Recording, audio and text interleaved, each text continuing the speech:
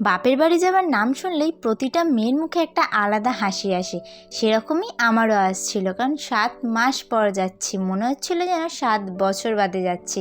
এই শাড়িটা ছিল আমার শাশুড়ি মায়ের, আর এই হারটা আলাদা একটা সেট, কানেরটা আলাদা একটা সেট, দুটোকে একসাথে পরে নিয়েছি।